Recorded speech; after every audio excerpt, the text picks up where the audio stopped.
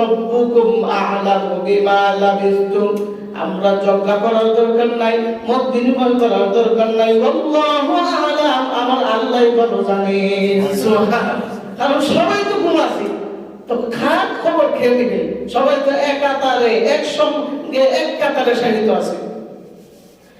এবার যখন ঘুম থেকে ওঠার পরে এই কথা জিজ্ঞাসা করার পর বলে আল্লাহ তাআলাই ভালো জানেন, আমরা এই মত বিনিময় করার দরকার নাই। এখন একজন বলতেছে এক কাজ করো, আর এগুলো দেরি করিয়া লাভ নাই, এক কাজ করো, বহু ক্ষুধা লাগছে, অনেক ক্ষুধা লাগছে, এক কাজ করো, একজনকে ধরি আমরা বাজারের মধ্যে পাঠাই, সে কেনাকাটা করিয়া আমরা ওখান থেকে খাবার খাই, আমাদের জানকে সান্ত্বনা দেই, ঘুমাইলে তো বহুত, এবার খাবার খাওয়ার দরকার। কথা হলে কি করব?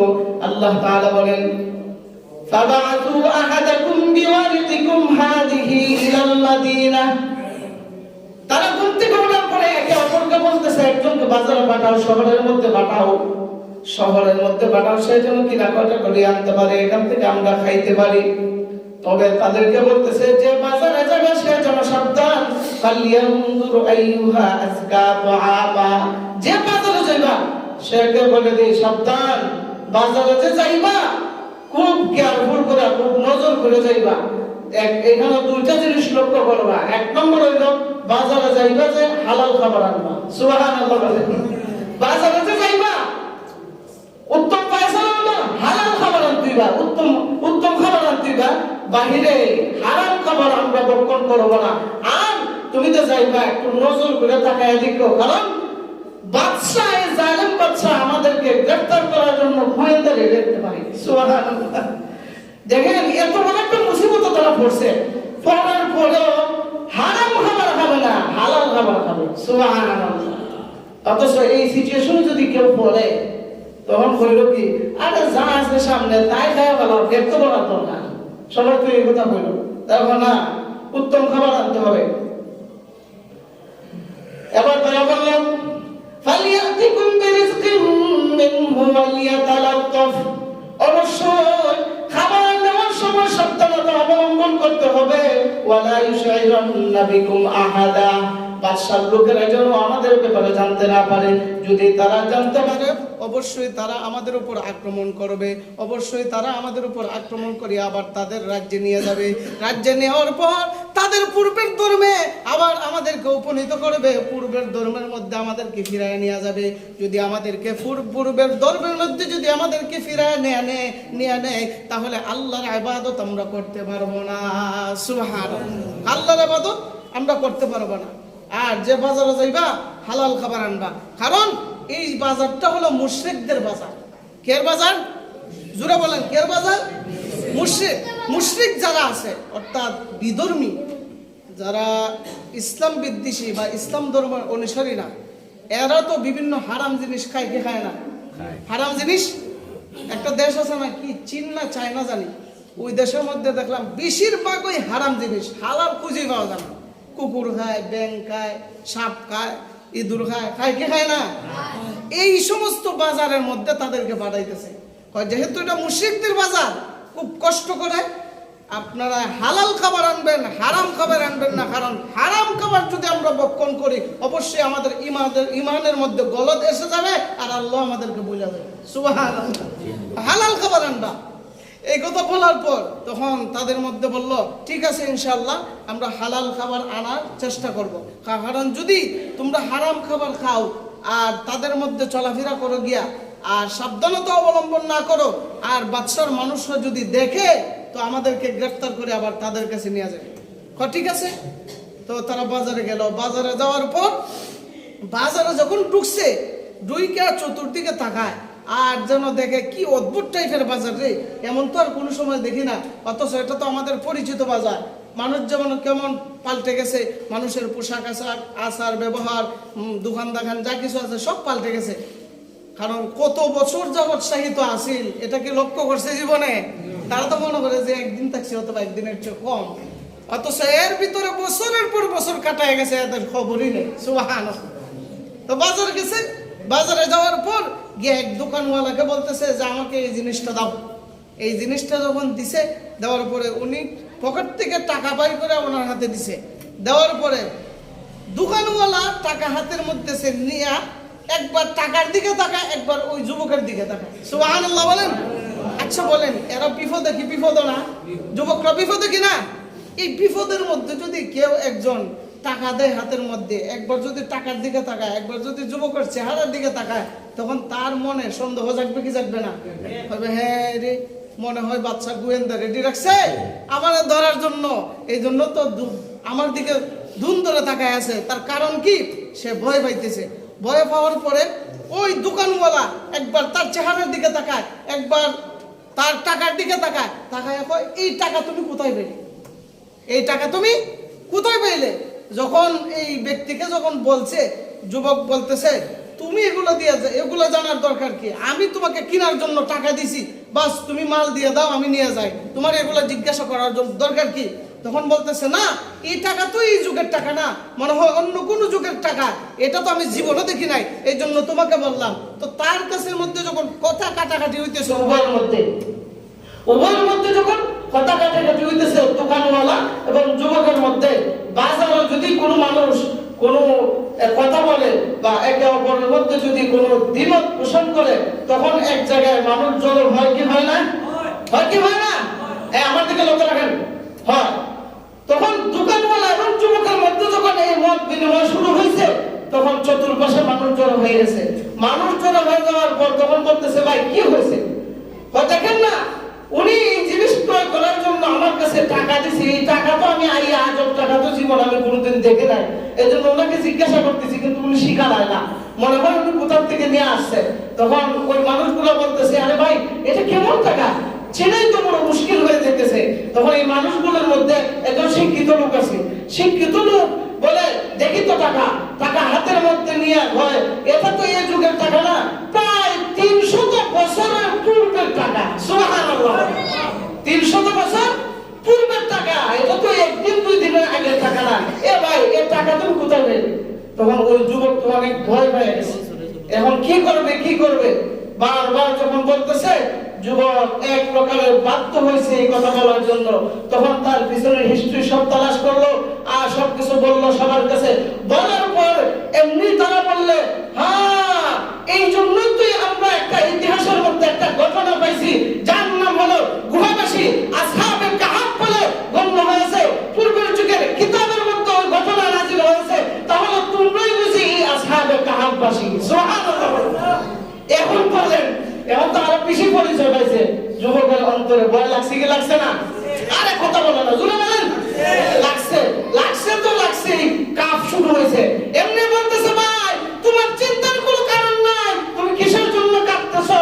বলে ভাই এমন এক জালিম বাদশার আক্রমণে আমরা আক্রমণাত্মক হয়েছিলাম, হওয়ার কারণে আমাদের এলাকা ছাড়লাম, দেশ ছাড়লাম, বাড়ি ছাড়লাম, বহু ভীষণ আত্মীয় স্বজন সবকিছু ছাড়িয়ে আল্লাহর সান্নিধ্যে চলে আসলাম। এখন দেখা যায় আবার ওই বাদশার দিকে আমাদের রওনা দেওয়া লাগবে। সুবহানাল্লাহ। এমনি বলতেছে ও ভাই তোমার চিন্তার কোনো কারণ নাই, তোমরা যেই বাদশার ভয়েতে ওই রাজ্য থেকে তোমরা পালাইছিলা, ওই বাদশার নাতিপুতি আত্মীয় স্বজন তার বংশধর আজ পর্যন্ত এখানে আর কেউ নাই। সুবহানাল্লাহ। আর কেউ নাই। এখন এই যে সমস্ত লোক দল হয়েছে, সমস্ত লোকেরা বাদশার দরবারে বাদশার কানে এই খবরটা দিছে যে আসহাবে কাহাফের এই গুহাবাসীর খবর পাওয়া গেছে, তল্লাশি কইরা পাওয়া গেছে, আপনারা কে কোথায় আছেন চলে আসেন। এখন বাদশা শুনি না আনন্দে চিত্তে লাফানো শুরু করছে, ওই এতদিন ধরে এই গুহাবাসীকে খুঁজতেছি, আসলে তারা কোথায়? তখন বাদশা তাদেরকে খবর পাঠাইলো তারা যেন আমার রাজ্যে চলে আসে।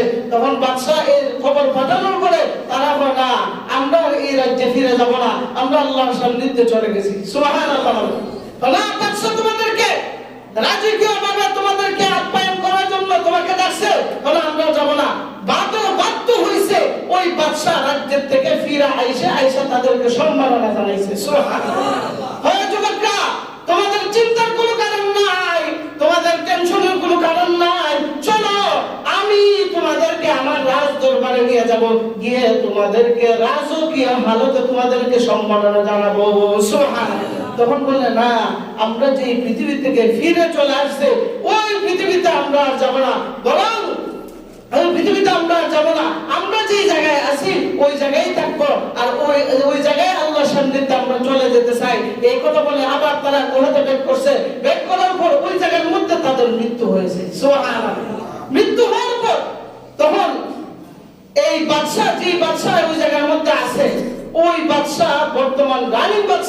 ছিল একজন আল্লাহর খাস বান্দা ছিল, সুবহানাল্লাহ। অর্থাৎ আগের জালেম বাদশা নাই, জালেম বাদশা মারা গেছে, তার বংশবলীর যারা আছে সব মারা গেছে, এ রাজ্যের মধ্যে তারা আর নাই। তখন বলতেছে আমরা এই জায়গায় ফিরে যাব না। গোয়াতে চলে আসার পর ওই জায়গার মধ্যে তারা মৃত্যুবরণ করছে, করার পর তখন বাদশা তার রাজ্যের সমস্ত লোকেরা যারা আছে তাদেরকে নিয়ে পরামর্শ করলো, তাদেরকে স্মৃতি স্বরূপ কোনো কিছু রাখার দরকার। পরামর্শ করলো কি করা যায়। কেউ বলে যে তাদের শিলালিপিতে তাদের নাম লিখে দেওয়া হোক। তখন এই মুফাসসিরিনে কেরাম বলেন আল্লাহ তাআলা তাদেরকে দুইটা নামে শনাক্ত করেছেন। কয়টা নাম জোরে বলেন? দুইটা নাম। এক নম্বর হলো আসহাবুল কাহাফ অর্থাৎ গুহাবাসী, দুই নম্বর হলো আসহাবুর রকিম অর্থাৎ শিলালিপিতে যাদের নাম লেখা হয়ে গেল। বাদশা যখন তাদেরকে নিয়ে পরামর্শ করলো, এক পর্যায়ে বাদশা সিদ্ধান্তে উপনীত হলো যে আমরা এক কাজ করি, একটা গম্বুজ তৈরি করে গম্বুজ বানাই। দেখছেন না বিভিন্ন মাজারের উপরে বা মসজিদে গম্বুজ দেয়, গম্বুজ দেয় কি দেয় না? তখন বাদশা যখন বলছে যে একটা গম্বুজ দিয়ে রাখি, এটা একটা স্মৃতি হিসাবে থাইকে যাবে। তখন অন্যান্য লোকেরা বলে না গম্বুজ দেওয়া হবে না। তখন সবাই মিলে পরামর্শ করলো গম্বুজও দেওয়ার দরকার নাই, অন্য কোনো কিছু দেওয়ার দরকার নাই, আমরা এক কাজ করে একটা মসজিদ দিয়ে দিই। সুবহানাল্লাহ। কি দিয়ে দিই? মসজিদ দিয়ে দিই। আল্লাহ তাআলা বলেন قال الذين غلبوا على أمرهم لنتخذن عليهم مسجدا سبحان الله। তারা যখন সিদ্ধান্তে উপনীত হলো যে আমরা গম্বুজ দেই, তারা বলল না, বিভিন্ন জাতের বিভিন্ন পরামর্শ আসছে, কোনোটাই কবুল হইল না। অবশেষে বলল আর কোনো কিছু করার দরকার নাই, সিদ্ধান্ত একটাই উপনীত করো, লানাত্তাখিদান্না আলাইহিম মাসজিদা। ওই জায়গার মধ্যে স্মৃতি হিসাবে ওই জায়গার মধ্যে আমরা একটা মসজিদ তৈরি করে নেই। সুবহানাল্লাহ। অবশেষে ওই জায়গার মধ্যে মসজিদ করলো। মসজিদ করার পর বিশাল এক দেওয়াল করে এই দেওয়ালের মধ্যে তারা শিলালিপিতে তাদের নামগুলা আল্লাহ তাআলা ওই বান্দাদের মাধ্যমে লিখে দিয়েছেন। সুবহানাল্লাহ। আজও পর্যন্ত ওই জায়গার মধ্যে আছে, মসজিদটা আছে, ওই জায়গার মধ্যে আসহাবে কাহাফ এভাবে লেখছে গুহাবাসী, আসহাবুর রকিম শিলালিপিতে তাদের নাম লেখা হয়ে গেছে। এরপরে দেখে এই যে তারা গুহাতে ঘুমাইছে, কতদিন ঘুমাইছে? আল্লাহু আকবার বলেন। আল্লাহ বলেন ওয়ালাবিসু ফি কাহফিহিম সালাসামিআতিন সিনিনা ওয়াজদাদু তিসআ।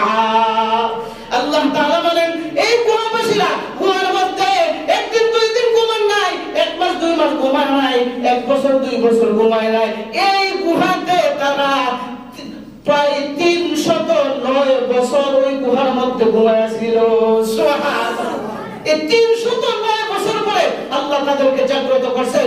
এই জাগ্রত করিয়া আল্লাহ আমাদেরকে মেসেজ দিতেছেন, এটা আমার একটা কুদরতি নিদর্শন। ও মানুষ, তোমরা কি মনে করছো তোমাদেরকে আমি আল্লাহ তাআলা উঠাবো না? এই কথা কখনো মানিও না।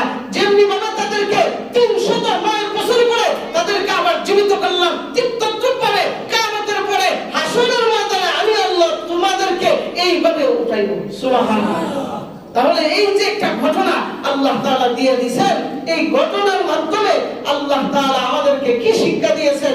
এক নম্বর শিক্ষা হলো, ও বান্দা, ঈমানের বইটাকে মজবুত করতে হবে। ঈমান যখন রক্ষা করতে হবে, ঈমান রক্ষা করতে গিয়ে তোমার দেশ ছাড়া লাগবে, বাড়ি ছাড়া লাগবে, মহল্লা ছাড়া লাগবে, পরিবার পরিজন যা কিছু আছে সব কিছু ছাড়া লাগবে, কিন্তু জালেম কোন বাদশার সামনে কম্প্রোমাইজ করতে পারবে না। সুবহানাল্লাহ। দুই নম্বরে বলতেছে জালেম বাদশা যে আছে তার সামনে দাঁড়াইয়া সত্যের বাণী উচ্চারণ তোমার করতেই হবে। সুবহানাল্লাহ। তিন নম্বর হলো পৃথিবীতে তুমি যে কোনো সিচুয়েশনে বলো তো হারাম খাবার ধরো না, হালাল খাবার ধরো। সুবহানাল্লাহ। কারণ আল্লাহ তাআলা বলছেন কি, তুমি যখন ভক্ষণ করবা তখন হালাল খাবার ভক্ষণ করিও, হারাম খাবার ভক্ষণ করিও না। হারামের মধ্যে আরাম নাই, হালালের মধ্যে আরাম আছে। সুবহানাল্লাহ। এত বড় কঠিন একটা মুসিবত তারা পড়ছে, পড়ার পড়ো এরপরও জানায় দেয় বাজারে যখন যাইতেছে হালাল খাবার এলো, হারাম খাবার খাবো না। সুবহানাল্লাহ। এরপরে বলতেছেন যে কোন ব্যক্তি যদি আল্লাহর দরবারে সেফ থাকার জন্য যদি দোয়া করে, অবশ্যই আল্লাহ তাআলা গুহাবাসীর মতো বান্দাদেরকে সেফ রাখেন। সুবহানাল্লাহ। কি একটা শিক্ষা আমাদেরকে চমৎকার দিয়েছেন আল্লাহ পাক রব্বুল আলামিন। আর বলতেছেন ঈমান যদি মজবুত করতে চাও, ঈমানের বইটা যদি মজবুত করতে চাও, আর আমি আল্লাহকে রাজি খুশি করার জন্য যদি সামনে আগাইতে চাও তো গুহাবাসীর মতো বাড়ি ত্যাগ করো, ঘর ত্যাগ করো, পরিবার পরিজন ত্যাগ করিয়া আমি আল্লাহর উপর তাওয়াক্কুল করিয়া সামনে আগাও, আমি আল্লাহ সঠিক কর্তব্যের ব্যবস্থা করে দেব। সুবহানাল্লাহ। এই জন্যই এই যে ঘটনাগুলো দিয়ে আল্লাহ তাআলা আমাদেরকে শিক্ষা দিয়েছেন, এই শিক্ষা যদি আমরা অর্জন না করি তো আল্লাহর দরবারে আমরা ধরা পড়ব। কেন? আল্লাহ তাআলা হেদায়েতের রাস্তা দেখার জন্য শুধু মানুষকে দেন নাই, শুধু কোরআন হাদিস দেন নাই, আলেম ওলামার মাধ্যমে আল্লাহ তাআলা এই বাণীগুলো প্রত্যেক মানুষের কাছে প্রচার করে দিয়েছেন। এরপরে যদি মানুষ এই হেদায়েতের রাস্তায় যদি না আসে, আল্লাহকে দোষার কোনো রাস্তা নেই, আল্লাহকে দোষার কোনো রাস্তা নাই। যদি বলেন আল্লাহ আপনি তো বলছেন নেক আমল করব, নেক আমল করার জন্য ওইটা আমরা কবরে যাওয়ার জন্য, তো নেক আমল কিভাবে করব? কেউ তো আমাদেরকে দাওয়াত দেয় নাই, এইভাবে তুমি নামাজ পড়ো, এইভাবে রোজা রাখো, এইভাবে কোরআন তেলাওয়াত করো, এইভাবে তাসবিহ তাহলিল করো, এইভাবে আযান দিলে মসজিদে আসো, আইসা সারিবদ্ধভাবে ইবাদত করো, নামাজ পড়ো। এই রাস্তা তো কোনোদিন বাতায় দেও নাই। এই প্রশ্ন না করার জন্য আল্লাহ সব রেডি করে দিয়েছে। সুবহানাল্লাহ। এই জন্য আল্লাহকে তুষার মতো কোনো রাস্তা নাই। এই জন্য এখনো সময় আছে, ইমানি বইটা মজবুত করেন। আল্লাহ পাক রব্বুল আলামিন আমাদেরকে এই আসহাবে কাহাফ এই 7 তরুণের মতো আল্লাহ তাআলা ইমানি বইটাকে আমাদেরকে মজবুত করে দেন। বলি আমিন। ওয়া আখিরু দাওয়ানা আলহামদুলিল্লাহি রাব্বিল আলামিন।